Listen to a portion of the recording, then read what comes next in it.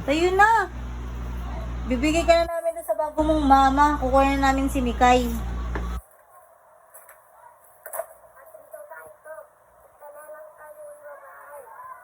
Ba't kami pupunta sa ibang bahay? Huwag mo nang hawakan yan. Hindi na natin yung baby.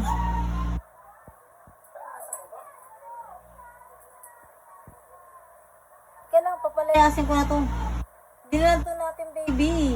Uy, tayo na dyan. Uy, tayo na. Tayo na. Tayo na. Punta ka sa mama mong bago. Wala ka ng mama rito. Di ka nagsusulat, di ka nagbabasa. Ano lang gagawin mo rito? Di ka na pwede mag-cellphone, di ka na pwede mag-computer. Anong gagawin mo? Wag, hindi ka na pwede matulog dito kasi bahay ko to. Bahay ko to.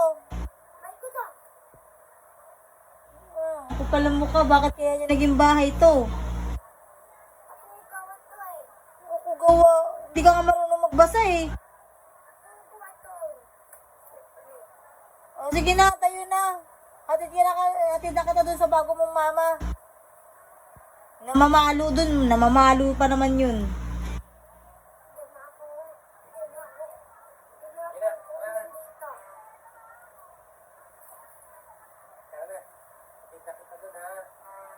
Hatid mo na yan dun sa bago niyang mama. Huwag mo nang dala ng damit yan. Papakulong ka namin.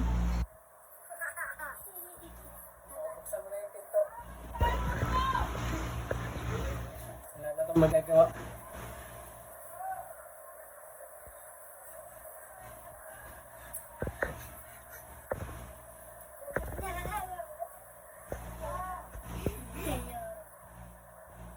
Uy!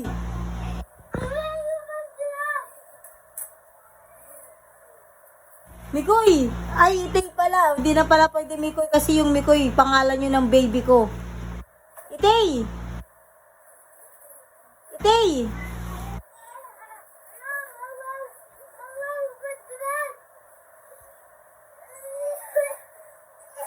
Halika na, dali. Dali na. Dali na, Itay. Ay, Mikoy pala, Mikoy.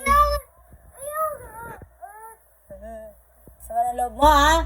Ako nga masama loob ko, eh. Nagsasayang ako ng pera doon sa tutor mo. Kaya magsusulat. Ano? Sino mas dapat mas masama yung loob?